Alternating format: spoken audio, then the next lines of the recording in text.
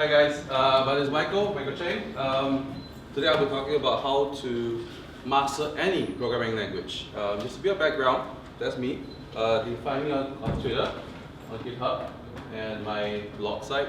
Take a quick picture of this and you can move on. Okay?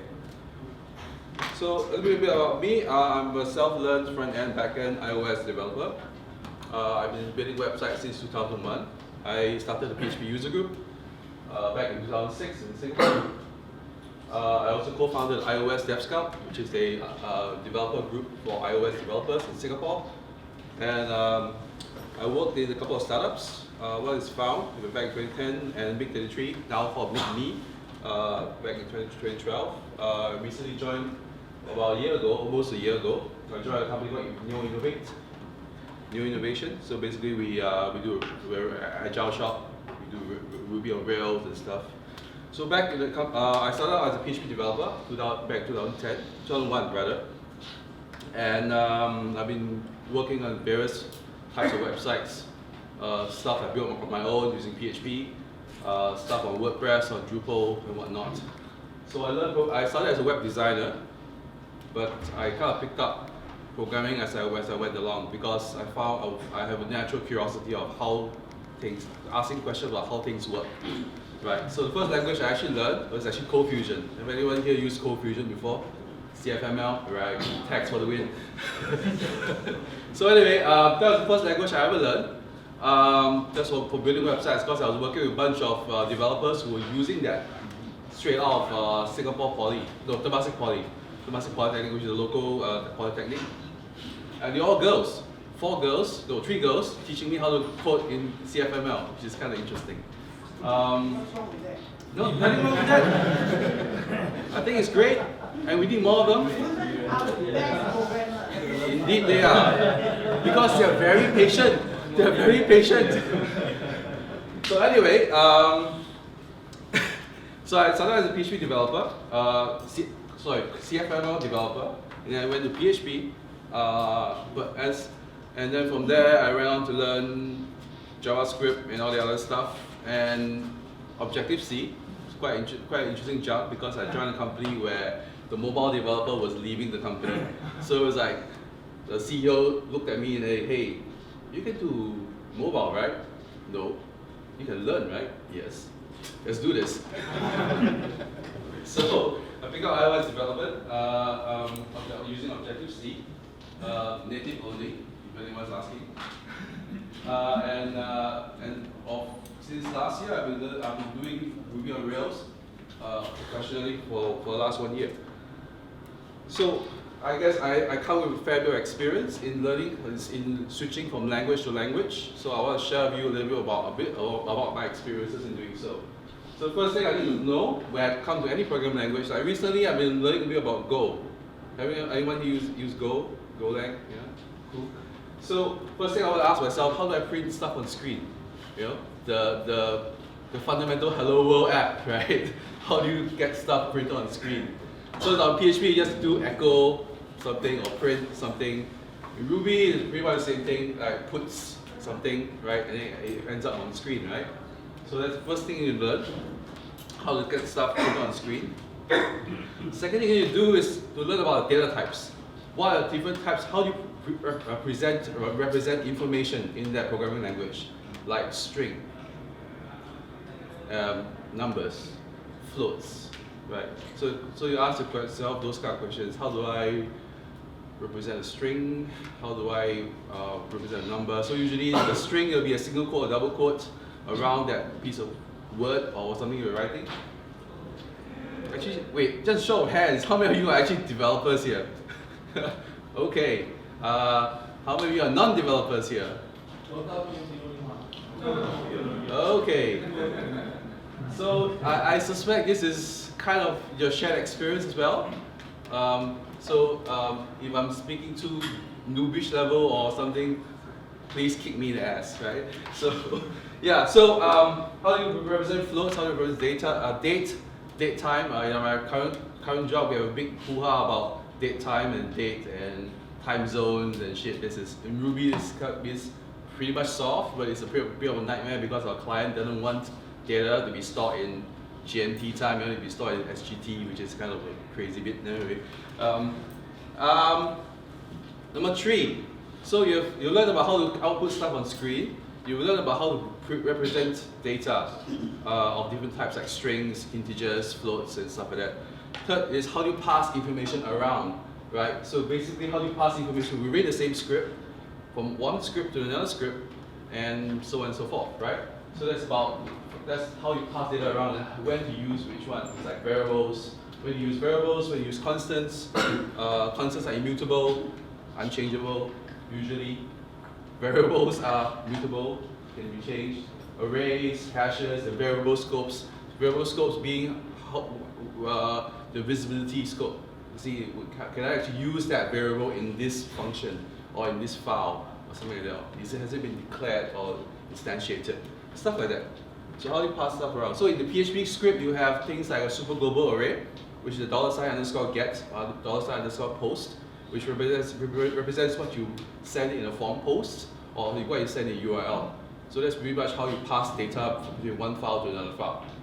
In the Ruby on Rails app, there will be params attribute, which you can then get stuff from the form post or whatnot, right? So that's one of the ways you can pass data around.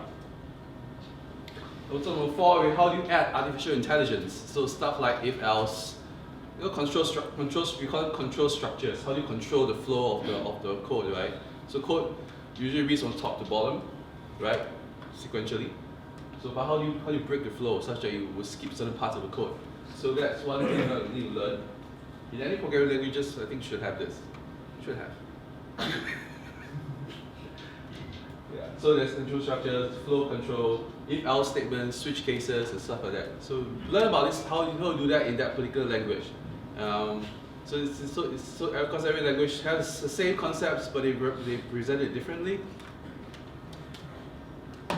And the last part is don't repeat yourself later too often, right? So, so stuff like functions. How do you create functions? Your functions are a group of programming code that's grouped together and it can be called together, and the results can be returned and used in a subsequent piece of code. So functions, how do you get classes? Classes are another good way of not repeating yourself, right? So you have one class that has the behavior of a piece of code. You can duplicate it or instantiate, create objects from these classes. So the classes are like the blueprints of how to create an object, right? And this object will contain all the behaviors that you need in that piece of code. And I'll do things like server-side inclusions, right? So require, include, how do you import code from other places. So that's in a nutshell the 5 simple tips of how to learn any programming language. Anyone? You all understand, right? Okay, right?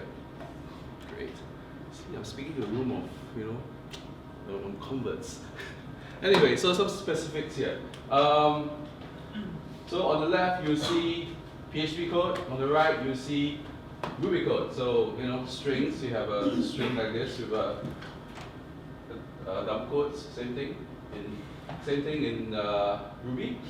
This is how you do variables with $. And this is variables in Ruby. Basically, you don't have to do anything. Just declare something, write something, right? Name, for example. So to make it appear in a string, this is what we call string interpolation. So variable interpolation into the string, so the name appears inside the string. So that's how you do that in Ruby, and this is how you do that in PHP. So pretty straightforward. Numbers, floats. This is how you represent variables with $sign in front. So anything with $sign in front in PHP represents a variable container. And in Ruby, that's the other way around. Ruby also has a $sign prefix as well. This is more for global variables, so they will be available throughout the entire app.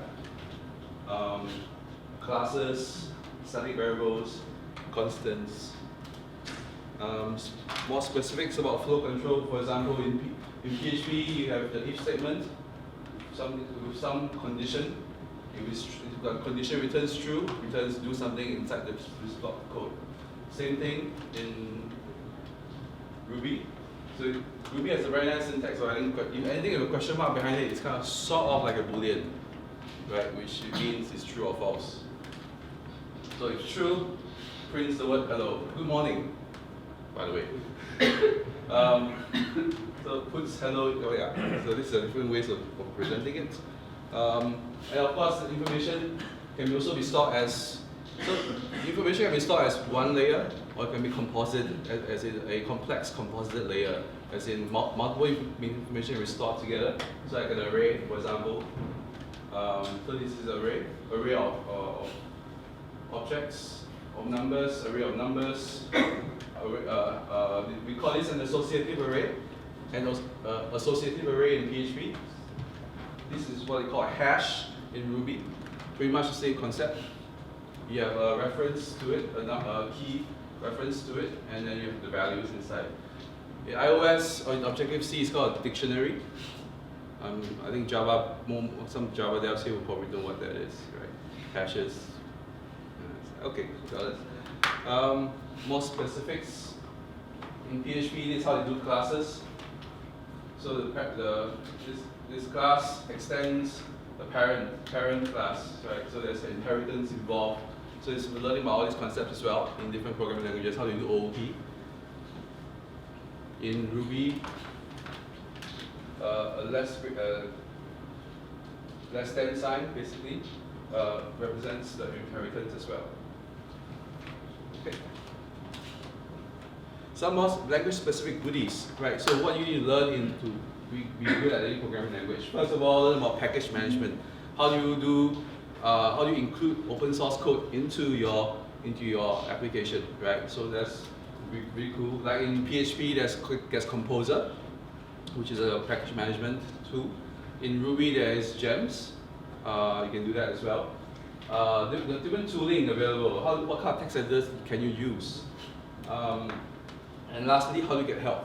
Basically, find out. Go to Google, Stack Overflow, look for screencasts on the web. If your internet connection is not very fast, go get some books. Another way is to find a senior. Find a really good senior that can basically teach you and pair program with you, right? That's all I have.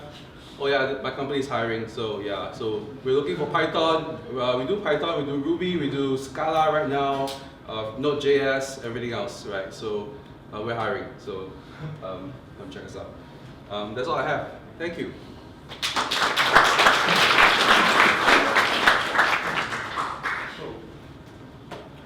Did you learn any other programming languages besides the ones that you talked about? Like for fun at home? For fun, I've done some Arduino stuff before, so it was also quite interesting. So I basically, if you go to hackerspace later, there is this little door access thing. There's infrared, the infrared door access thing. It's done with as an Arduino setup. So I dabbled a little bit of that. Yeah. Similar concept as well. Like, how do you create a variable? How do you pass stuff in? Right? In programming for an Arduino, there's a startup, there's a start, and then there's the loop, and then there's nothing else. So it's a different. It's like it has an event loop like JavaScript. So you got to think about, okay, how do I get in and out of the event loop and stuff, or how I do stuff in the event loop. It's interesting. Do you use some abstraction like design pattern in your program? I think design pattern comes a bit later. Once you've started getting familiarizing with the basics, like what I've shared with the 5 basic points. Once you understand the basics, then you have to bring those design concepts in, like design patterns. How do you do MVC pattern, active record pattern, stuff like that, factory pattern, everything else. So I think those are more like helping you write code in a way that is smart.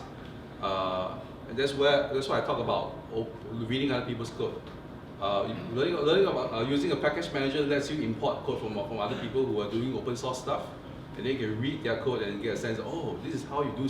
So this is how you do this properly, you know, in the open source world kind of thing. So it's kind of cool. Yep. So how many open source contributors here? You're writing your open source libraries, you know, it's out in the world, you know. It's out in the world, awesome stuff. Yeah. Okay. Right, that's all I have. So let's thank Michael. Thank you. Papa.